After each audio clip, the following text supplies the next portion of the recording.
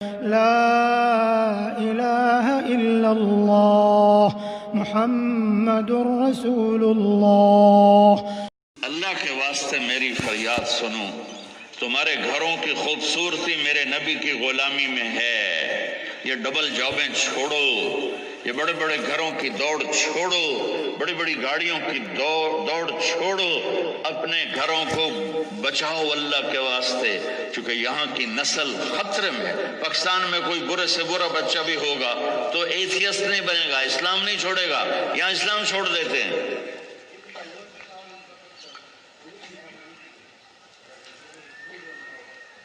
میں آپ کو اپنے گھر کی بتا رہا تھا، ایک بچہ مجھے ملنے آیا، کہنے لگا جی میں نے پورے پاکستان میں ٹاپ کیا ہے ایف ایس سی میں، اور کنگ ایڈورڈ جو ٹاپ کرتے ہیں وہ کنگ ایڈورڈ میڈیکل یونیورسٹی میں جاتے ہیں، تو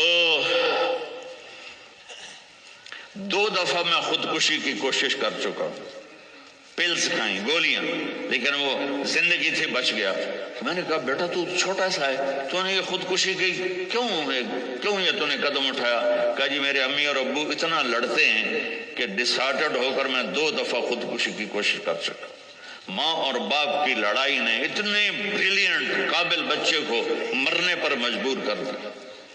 کوئی بھوک نہیں تھی، سوکھے تھے، اچھا خوشحال گھرانہ تھا، لیکن خامد بھی بد زبان، بیوی بھی بد زبان، تو بچے خودکشی پہ آ گئے۔ بھائیو اگر آپ اپنے آپ کو خوبصورت بنانا چاہتے ہو، دیکھو میں ہاتھ جوڑتا ہوں، سب دیکھو، اس زبان پہ قابو پالو۔ یہ زبان خوبصورت ہو گئی، دل جڑ جائیں گے۔ بہ گئی بیمہ فتوی نہ ٹھوک دے ہو۔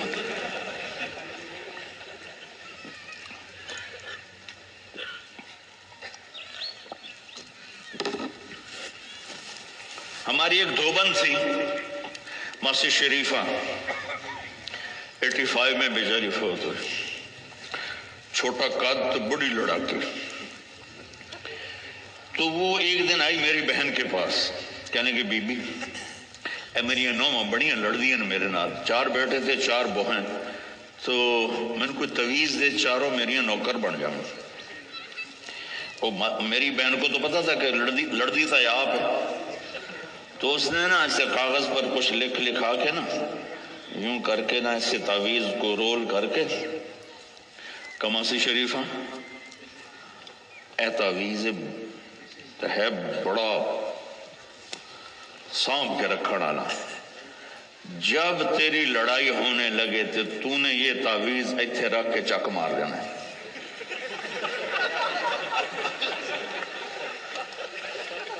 میری بہن نے کیا طریقہ استعمال کیا، ماسی شریفہ کو چپ کروایا۔ اب تعویذوں کا بڑا مانتے ہیں ہمارے دیہاتوں میں، تو وہ ہفتے بعد آ گئی، کہنے کہ بی بی تو بڑا چنگا تعویذ دیتا ہے، میری تو ساری لڑائی ختم ہو گئی، کیونکہ ماسی شریفہ چپ ہو گئی۔ تو میں نے یہ 2 تعویذ بنائے ہیں، ایک آپ مستورات لے لو، ایک آپ لے لو، جب لڑائی ہو تو چک مار کے بہ گئے کرو، آپ کی لڑائی ختم ہو جائے گی۔ ہائے ہائے، ارے میرے بھائی، قربان جاؤں اہل بیت کے اخلاق پر۔ امام زین العابدین کو گالی دینا نبی کو گالی دینا ہے۔ حضرت حسین جن سے نسل چلی، ان کو ایک آدمی نے گالیاں دی، ننگی، وہ یوں منہ کر کے بیٹھ گئے۔ ہائے ہائے ہائے ہائے، اس نے سمجھا کہ ان کو پتہ نہیں میں ان کو گالیاں دے رہا ہوں، تو وہ ادھر سے اٹھ کے سامنے آ کر کہنے لگا ایاک آنی، تو میں تینوں گالا کر رہے ہیں۔ آپ نے فرمایا وعن کا اوغوی، اور میں بھی تجھے ہی معاف کر رہا۔ تو ایک دم قدموں میں گر کے پاؤں چومنے لگا کہ بے شک آل رسول کے اخلاق ایسے ہی ہوتے ہیں۔ میرے بھائیوں، اپنے گھروں کو اپنے نبی والی زندگی پہ لاؤ۔ میرا سر میرا ساتھ نہیں دے رہا، میں تفصیل ویسے بھی نہیں ہو سکتی، اشارہ کر رہا، اپنے نبی کی زندگی پڑھو، اپنے نبی کی زندگی پڑھو کہ آپ نے اپنے گھر کو کیسے چلایا، کس طرح آپ نے 11 گھروں کو نبھایا، 2 مہینے چولہا نہیں جلتا تھا اور بیویاں قربان ہو رہی ہیں۔ یہاں سب کچھ دے کر پھر بھی لڑائیاں ہیں، بچے برباد ہو رہے ہیں، نسلیں برباد ہو رہی، چھوٹی چھوٹی باتوں پر اڑ کر۔ ہمارے استاد صاحب تھے مولانا جمشید صاحب، وہ ہمیں بہت زیادہ سبق میں فرماتے تھے، جو ہار مان جائے گا وہی جیت جائے گا۔ ہار مان جایا کرو، جھک جاؤ، جھک جانے۔ میرے نبی نے فرمایا جو جھک گیا اور معاف کر گیا، میں گارنٹر ہوں اگر اس کی عزت کم ہو تو مجھ سے آ کے لے لے۔ جو معاف کرے گا اللہ اس کی عزت بڑھا دے گا، جو بدلہ لینے پہ آئے گا پورے گھر کو توڑ کے رکھ دے گا۔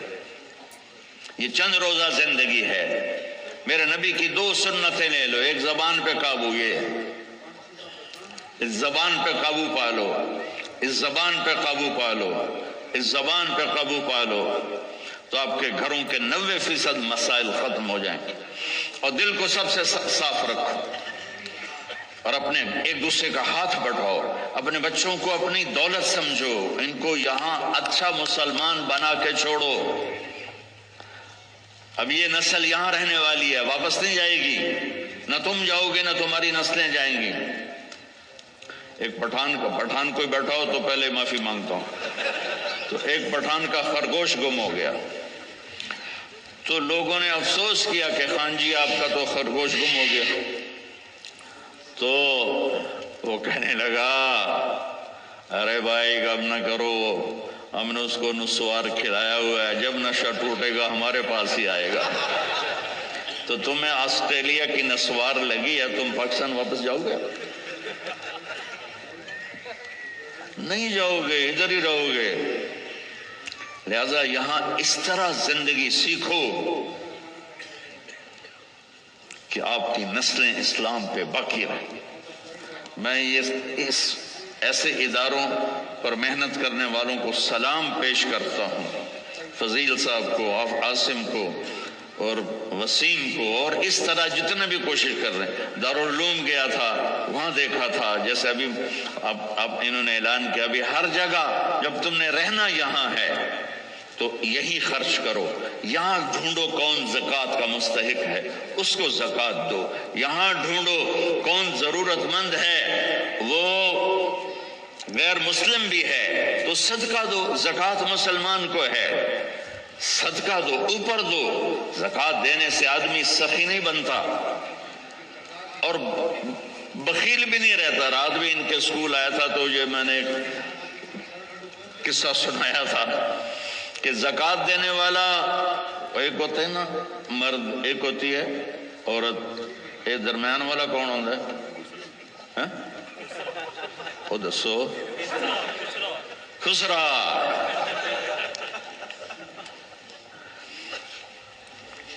تو زکوٰۃ دینے والے جو ہوتے ہیں نا وہ بخل سے نکل آتے ہیں، سخاوت میں جاتے نہیں تو وچکارلے بڑھ جاتے ہیں۔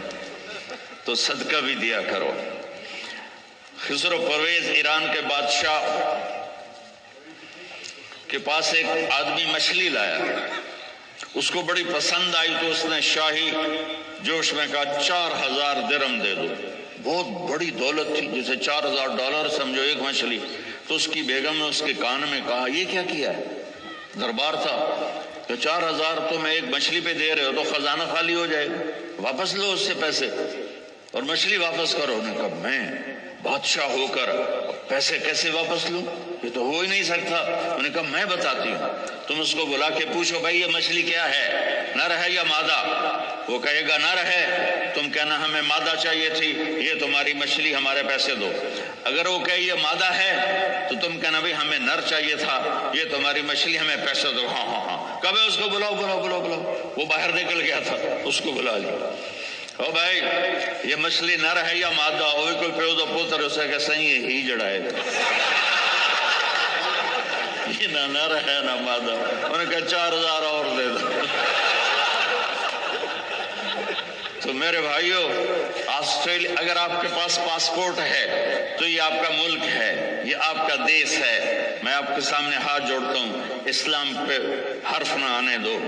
جھوٹ نہ بولو، دھوکہ نہ دو، فراڈ نہ کرو، یہاں کی لڑکیوں سے اس لیے شادی نہ کرو کہ کاغذات بنانے ہیں، یہ دھوکہ ہوگا، فراڈ ہوگا۔ اور میرے نبی کا فرمان ہے میرا امتی ہر گناہ کر سکتا ہے، دو کبھی نہیں کرے گا، ایک جھوٹ کبھی نہیں بولے گا اور ایک دھوکہ کبھی نہیں دے گا۔ آپ میں جو تاجر بیٹھے ہوئے ہیں ٹیکس نہ بچاؤ، جو جابین ہیں ان کا ٹیکس تو اپنے آپ کٹ جاتا ہے، لیکن یہ جو تاجر ہیں یہ ہیرا پھیری کر کے ٹیکس بچاتے ہیں۔ تو میں آپ کے سامنے ہاتھ جوڑتا ہوں، سچائی پر پیسہ قربان کر دو، پیسے پر سچائی کو قربان نہ کر دو۔ اگر تمہاری کمائی 1 لاکھ ہے تو 1 لاکھ شو کرو اور اس کو جتنا ٹیکس بنتا ہے ادا کرو، اللہ تمہیں پتہ نہیں کہاں سے دے گا۔ دیکھو یہ لوگ آپ پہ لگاتے ہیں، آپ پر خرچ کرتے ہیں، آپ کا ہر سہولت کا خیال کرتے ہیں۔ آپ اسلامی ملکوں میں 50 سال بھی گزار دو تو آپ کو پاسپورٹ نہیں دیتے، آپ 4 سال گزارتے آپ کو پاسپورٹ دیتے ہیں، آپ کو برابر حقوق دیتے ہیں۔ آپ ان کو دھوکہ دو، کسی کو بھی دھوکہ دینا حرام ہے، اور جو اتنے خیر خواہ ہوں ان کو آپ دھوکہ دیں اور ٹیکس بچائیں، کیا کرو؟ شادی پہ لٹا دیتے ہیں، شرابوں پہ لٹا دیتے ہیں۔ رزق حلال، شرابیں نہ بیچو، رزق حلال کماؤ، اللہ سے مانگو کہ اللہ میں توبہ کرتا ہوں میرے لیے راستہ نکال، اور پھر اس کی کوشش کرو اللہ راستہ دے دے۔ آپ ان کے ساتھ وہ انگریزوں کے دور میں نا دلی میں ایک وہ پک پاکٹ والا تھا، جیب کترا، تو اس کا چیلا شام کو 2 روپے لے کر آیا تو اس نے اس کو تھپڑ مارا کہ صرف 2 روپے سارے دن میں؟ انہوں نے کہا استاد جی آج ایک بڑا مال چرایا تھا، ایک انگریز کی جیب کاٹی تھی، لیکن 4 قدم چلا تو مجھے خیال آیا سبحان کہ اگر قیامت کے دن عیسیٰ علیہ السلام نے میرے نبی کو گلہ دے دیا کہ آپ کے امتی نے میرے امتی کی جیب کاٹی تھی تو میرے نبی کو شرمندہ ہونا پڑے گا، تو میں نے وہ پیسے اس کو واپس کر دیے اور یہ 2 روپے اپنے دے کپے تو اس نے خوش ہو کر اس کو 10 روپے انعام دیا۔ تو بھائیو دیکھو کل قیامت کے دن اپنے نبی کو شرمندہ ہونے نہ دینا کہ دھوکہ فراڈ۔ نوجوان شادیاں کرتے ہیں کہ پیپر بن جائیں، ریئل شادی کرو ٹھیک ہے، لیکن پیپر بنانے کے لیے اللہ کے واسطے ایسا دھوکہ۔ اب تاجر ہو اللہ کے واسطے ٹیکس نہ چراؤ، یہاں کے قانون کی پاسداری ان سے بھی زیادہ کرو۔ ہمارے ملکوں میں ٹیکس نہیں دیتے کہ ہیرا پھیری ہے، حکومت کے کارندے کھا جاتے ہیں، کچھ راستے میں ادھر ادھر ہو جاتا ہے، کچھ تھوڑا بہت لگ بھی جاتا ہے، تو وہاں تو اس لیے وہ ٹیکس نہیں دیتے۔